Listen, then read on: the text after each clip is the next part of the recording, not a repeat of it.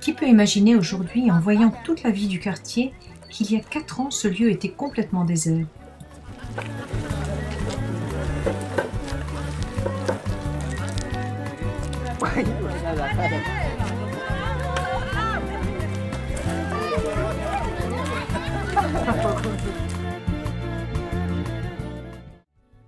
L'éducation au respect de l'environnement passe par une bonne gestion des déchets ménagers. C'est pourquoi le tri sélectif est organisé directement dans les maisons, avant le recyclage.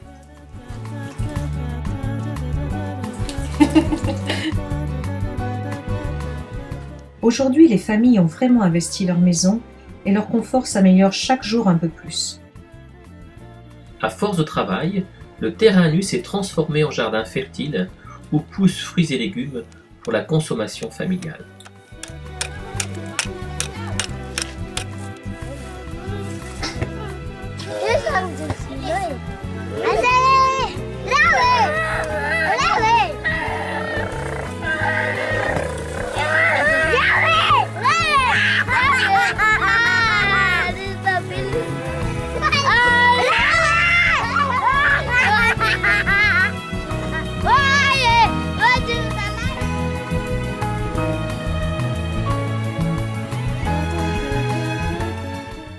La maison communautaire est une ruche pleine d'activités.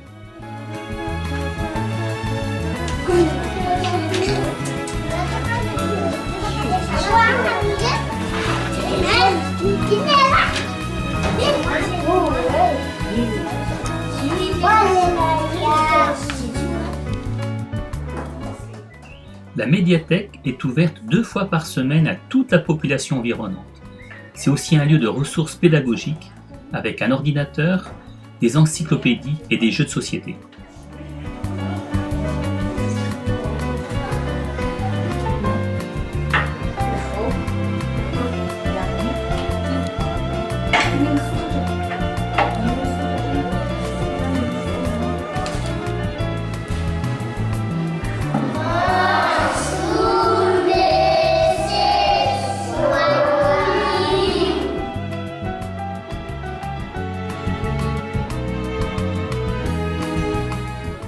La formation et l'éducation sont un point fort du projet. Organisées régulièrement dans des domaines très variés, elles permettent de progresser vers l'autonomie et la confiance en soi.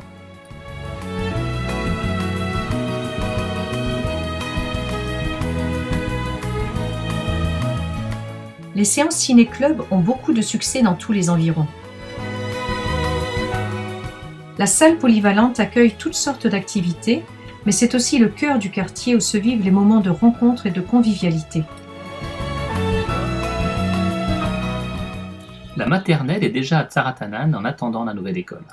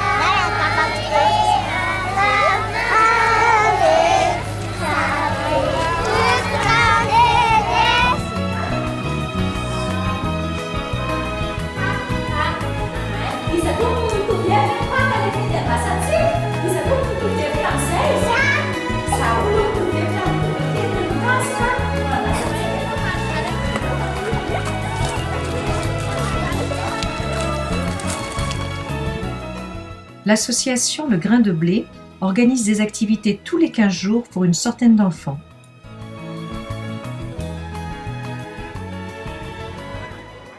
À chaque fois, les tournois de foot organisés dans le quartier attirent un public important.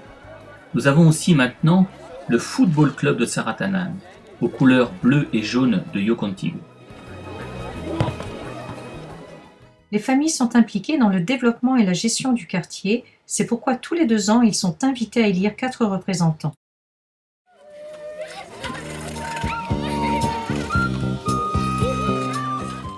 L'une de leurs responsabilités est d'organiser les nettoyages communautaires qui se déroulent tous les 15 jours et auxquels tout le monde participe pour maintenir en bon état tout le quartier. Ça va.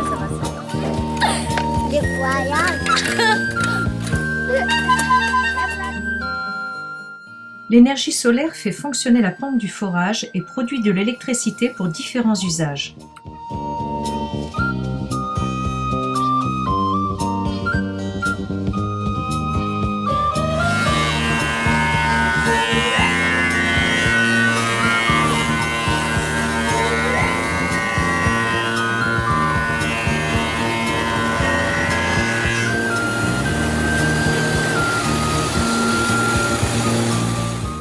L'espace de micro-entreprise dédié au développement durable offre à des artisans des espaces de travail, du soutien et de l'aide pour le développement de leurs activités.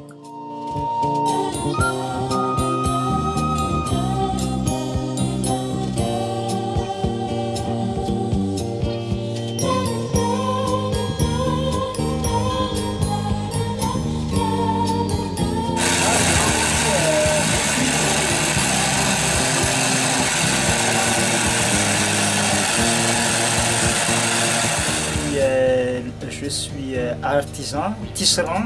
Ici à Tsaratanan, je suis installé ici depuis 2 ans et demi. Et actuellement, je prépare le tissage et je fais de la récupération de tout ce qui est sachet et emballage alimentaire. Je viens de commencer à construire ma maison puisque moi je pense me marier avant la fin de l'année.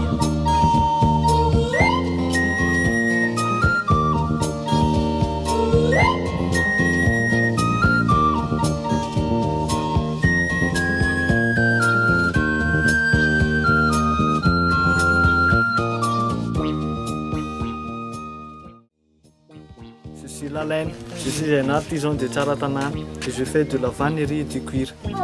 Je suis dans le salé vert. Je suis ici pas très bien longtemps, depuis 1 mois. Et c'est bien à Tsaratanan et c'est joli en plus. On apprend beaucoup de choses. Je suis la femme de Lalaine, je suis Miali, je donne des coups de soutien pour les élèves de Tsaratanan.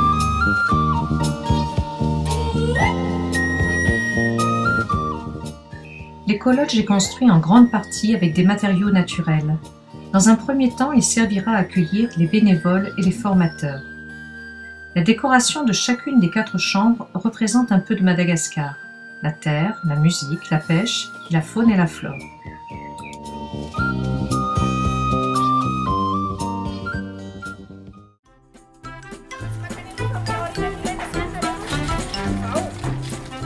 Le projet de la nouvelle école prévoit un jardin pédagogique pour chaque classe. Les petits de la maternelle ont depuis quelques semaines commencé leur plantation. C'est déjà le temps des récoltes pour leur plus grande joie.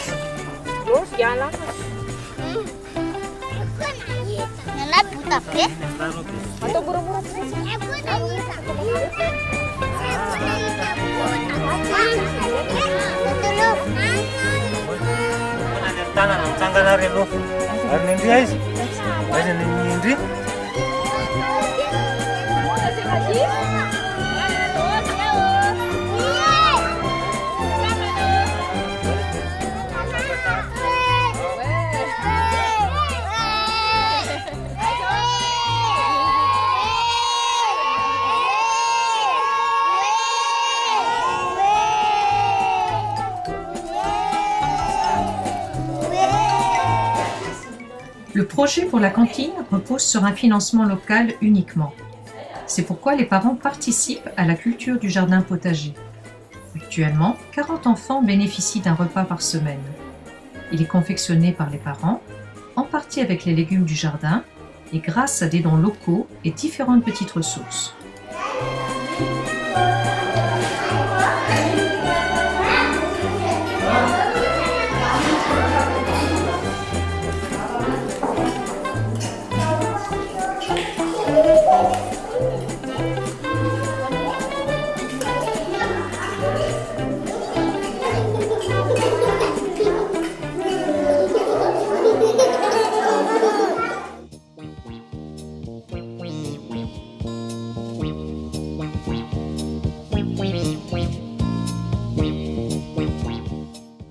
La construction de l'école publique à Tsaratanan est organisée sous forme de chantier formation pour donner ou renforcer les compétences des ouvriers.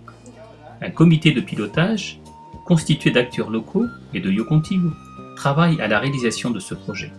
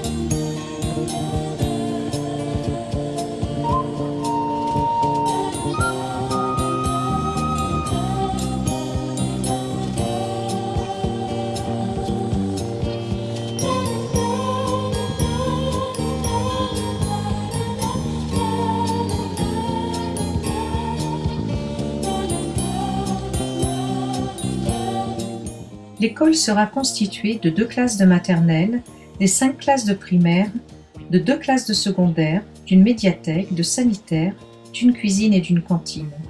Ce chantier de 6 phases de 3 mois chacune permet à chaque fois l'embauche d'une 40aine d'ouvriers sur le chantier de construction et d'une 30aine à la fabrication des briques sous-traitées à une entreprise locale.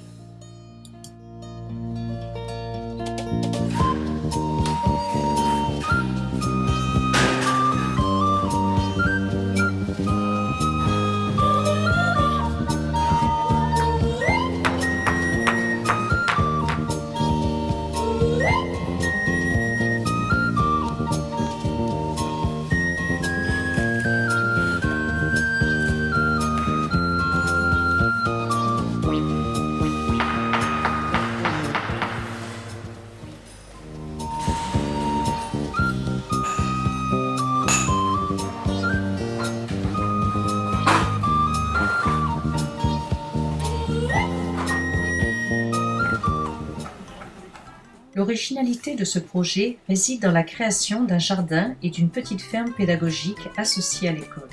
Ensemble, ils favoriseront la découverte de la nature par les enfants. Il y a aussi le jardin des parents qui participe à la culture de légumes destinée à la cantine.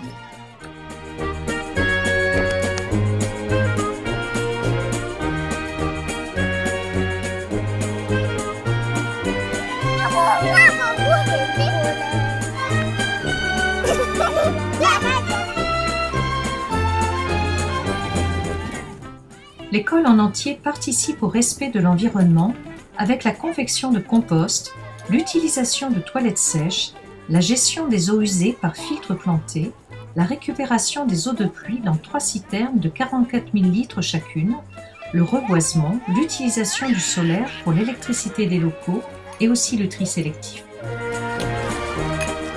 Diverses expériences sont réalisées, comme les jardins verticaux, peu gourmands en place, ou la culture du Moringa oleifera, riche en éléments nutritifs essentiels.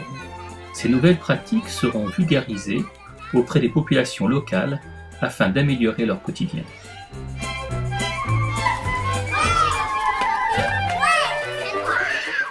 Ça y est, la maternelle est prête. Elle ouvrira pour la prochaine rentrée scolaire. Les enfants l'attendaient avec impatience.